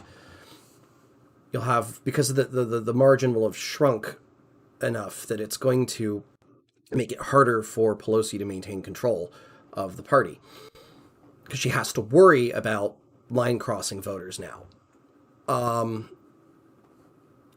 The Senate, nothing's going to change as far as Trump interaction with the Senate because the Republicans will maintain control of it. So that's the key is however he can cooperate with the House. And if that's the case, he'll actually be able to get some policy, some legislation policy through. I figure the same things Trump's been doing. Any in particular? Maybe actually, okay, immediate concerns, likely to actually get a straightforward COVID stimulus of some kind pushed through. Which, surprise, surprise, the Democrats are now willing to talk about when they think that they've won the election. It's almost like them holding it up was politics. But anyway. That could very possibility that they know damn well they didn't win the election, but they're going to make it. Yeah, They're trying to project how that no matter what else is going on, the mere fact that they've won has suddenly miraculously cured the world. Suddenly we have a vaccine coming and we have a stimulus coming. Well, there you go. It's like I called it. Yeah, we both did. We both predicted that as soon if Biden was declared by the media and the political class to be the winner, Biden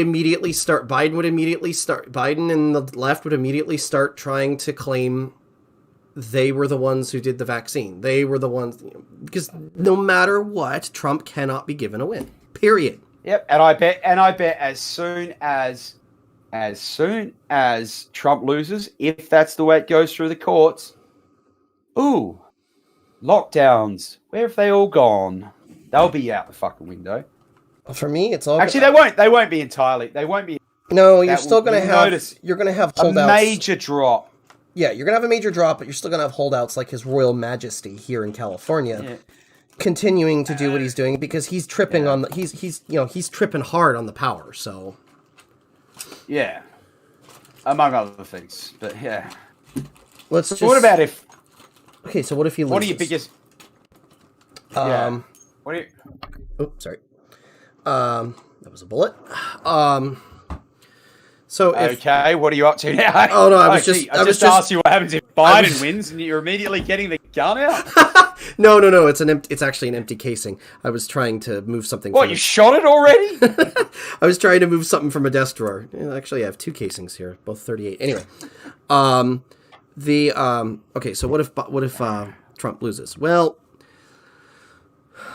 we're going to return to business as usual from at least at the White House level. There's some Republicans who think Cocaine Mitch is not going to play nice with Biden, and there's some things that Cocaine Mitch has said that make me think that might be true. I think Cocaine Mitch is at least going to try to hold back the radical crazies from being appointed to the Biden cabinet, which he's already said. He already point blank said that as long as he is Senate Majority Leader, if Biden puts forward for nomination to the cabinet, because the Senate has to confirm them, anyone who is a crazy far leftist, they will not be confirmed. So Biden's forced to, that's why, by the way, that's actually the biggest reason why, one of the biggest reasons, I think, not the only one, why Biden's cabinet pick so far looks like a who's of the swamp. Because he can't, his handlers and the radical crazies around him can't get their democratic socialist and commie buddies and social justice warrior friends into the cabinet positions, because the Senate will not confirm them. Sorry for that. The again, that narrow majority in the House hurts Biden, can potentially hurt Biden, but I think it'll hurt him less. There is also the fact that there's no matter what's going to happen here, there's still going to be a civil war for the leadership, I think, in the House, because the establishment, the mainstream of the party, knows that they lost big in the House elections. And in part, that's because of the radical crazies like the Squad, who, by the way, much to my annoyance, all got reelected. And they also got some more of their ilk elected. So you may actually have a block of them that's strong enough to try and think that they can challenge Pelosi for the leadership. Are you there? Yep. Okay. The next 4 years are going to suck because the Biden administration, especially being staffed with a who's of the swamp, if there are any boots on the ground still in Afghanistan, we're going back into Afghanistan. It's pretty much a guarantee. They're already trying to run propaganda to get us into Yemen.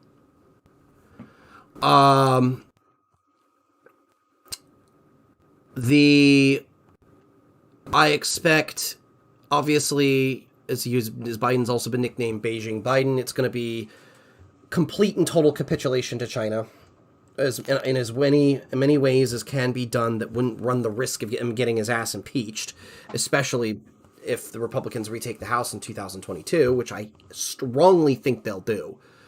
Then you've got, let's see here, what else?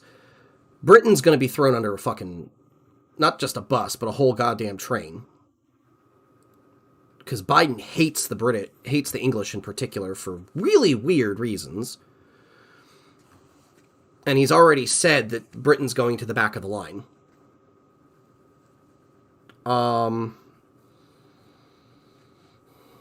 Fucking Irish. I resent that, you bastard. I'm part Irish. I am too. I just don't have any animosity towards the English. I know, they're a bunch of poofters. I have my Oh, animosity you towards haven't. the I French. mean, you haven't. Yeah. It's Anyway. my duty as a Australian to call Poms poofters. There you go. Anyway, the Biden administration is going to be a globalist sellout administration. That's what it's going to be. Not great. Gonna suck pretty fucking bad. But we'll endure it.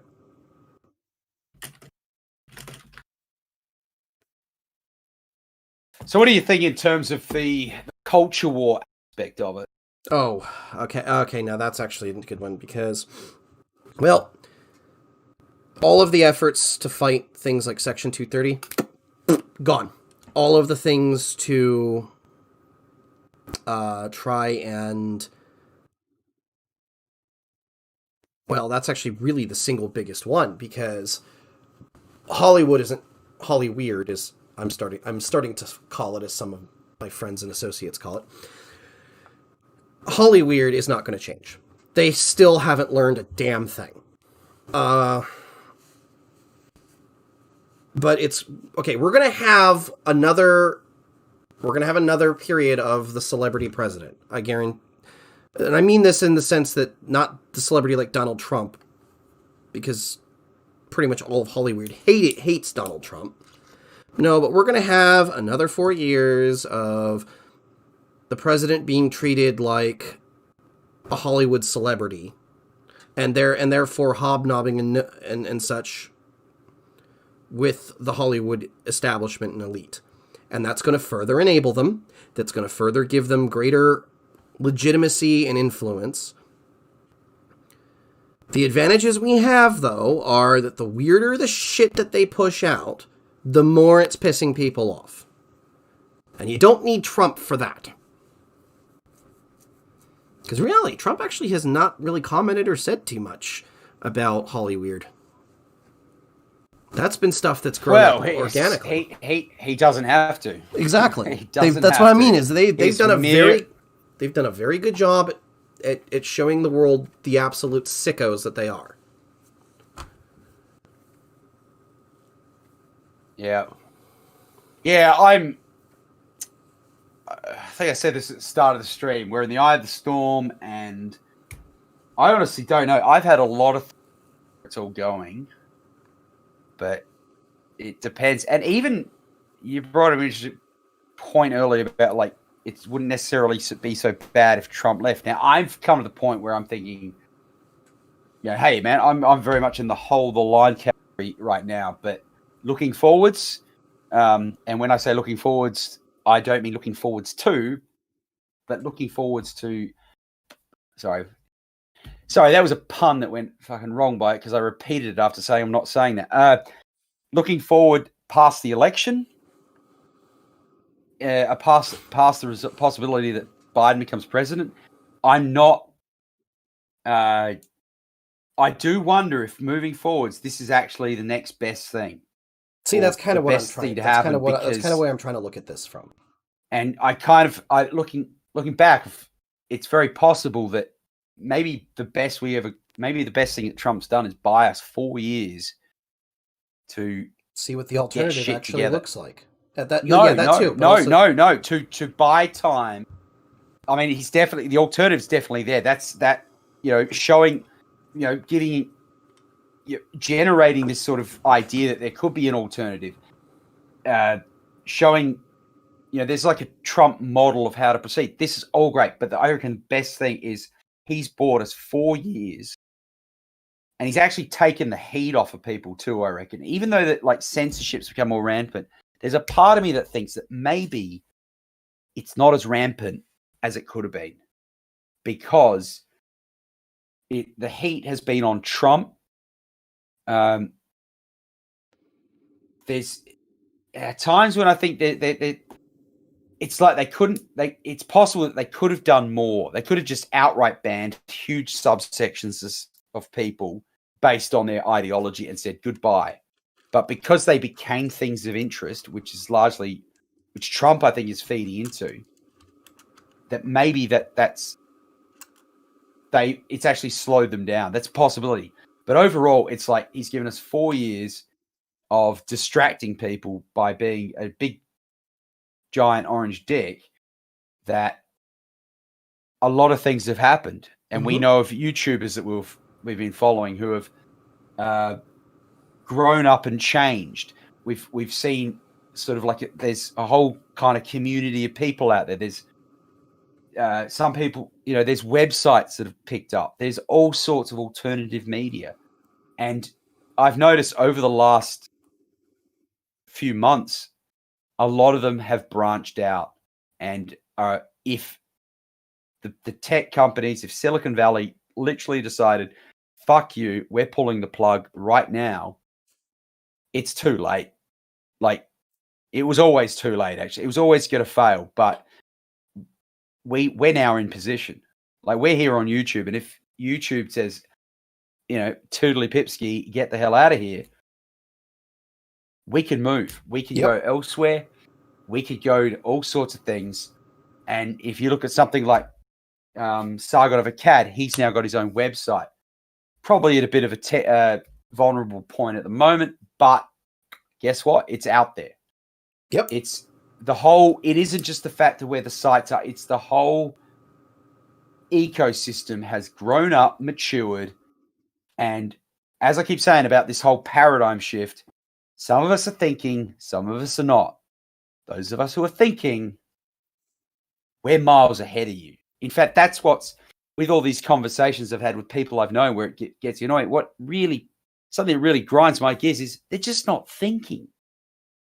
They go, all this stuff is just a black hole. And if over the past 4 weeks, if I've tried to talk about things related to the culture war, it's so easy for someone. Oh, you must be a Trump supporter because you know about the adpocalypse. That's the thing Trump supporters talk about, and PewDiePie's not a Nazi going back like years. Now you've got the George Floyd situation. You've got all this stuff. I think I know where you're going with this. I think I know where you're going with this. Yeah. And you're right. I'm kind of there. Not having Trump being the center stage for 4 years may be a blessing in disguise for us in those areas, because then the people can't just dismiss us hand waved as, oh, you're just a Trump supporter. It's harder to do that when he's not around anymore. Yeah. I mean, they can still do it because he's still around, but...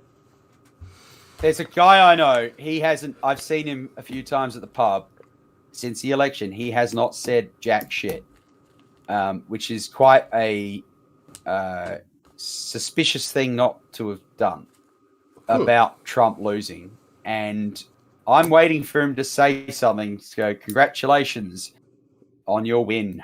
By the way, I have pedophile president jokes backed up for miles, ready to go. Yep, I'm ready for him. If it happens, I'm ready for him. It'll be like, hopefully, it'll be like that fun reading of the Mike Pence jokes. Yeah, excellent. Actually, I'm gonna get that clip, that the famous clip of, Biden's most extensive voter fraud organization. Just that'll be on standby on my phone, and I've got a little one of those portable speaker things. I'm going to have that just in case. All right, I want to read the joke you sent me. Just while we're on that subject for a second. The Mitch McConnell joke. Would you like Coke with your McConnell's burger? I love it. Oh, that's great. You're going to have to get an image to go with that. Yes. So yeah, I reckon we've chewed the fat on this a lot, and quite frankly, my brain is kind of hurting because there's so much more we could talk about. This is. Oh, I know. I'm starting to. Yeah, I'm starting to get a little tired and hungry, and we've been going for over 2 hours now. Yeah. So yeah, I reckon we'll wrap this up, and as a kind of closing comment, what do you reckon? How would you summarize everything in a short sentence? Wait, everything is in like the election? Oh, what? Just is there one sentence you reckon that comes to mind thinking of all this that you would say that you is what you think about, or whether it's a summary or just some anything? If you just had to say one thing, what would you say about anything? About all this subject we've been talking about. Sorry. Oh, okay. Things are not as bad as they seem. Yeah. I would say, don't let your memes be dreams. Make your memes a reality. Yeah. That's a good one. Anyway. But no, I genuinely do mean it. Things are not as bad as they seem. Because I know there's a lot of people out there who are still kind of black-pilling themselves and doom and gloom, and I'm sitting there going, nah, it's not that bad. It's not great. You noticed, it's not great. I've noticed since the election that Academic Agent, they've been making jokes about him not being so black-pilled all of a sudden. I know, because I think that's one of the reasons why I kind of had to stop watching him, is because it's like, oh, dear God, dude, I don't want reasons to drink. I want reasons not to. For a while, I've always, I reckon over the last year, I've loved tuning into the unpopular opinions. Very entertaining. Always love it. The problem, I know. I need to watch those. Cigar Stream. There's always a point in there where I think better put the knives and guns away and turn it off for a bit. It's.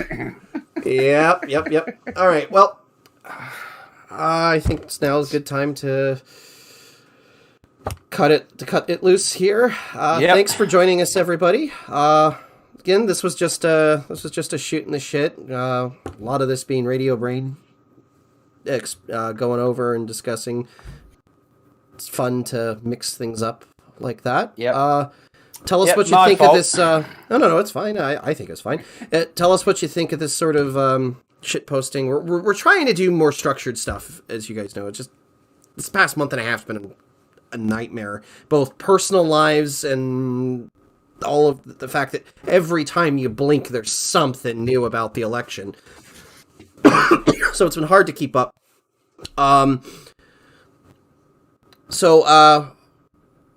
Again, thank you for joining us. Again, we are the Prometheans. I'm Mizaran. And I'm Radio Brain. You have a good evening, everyone. And we'll see you Peace. next time.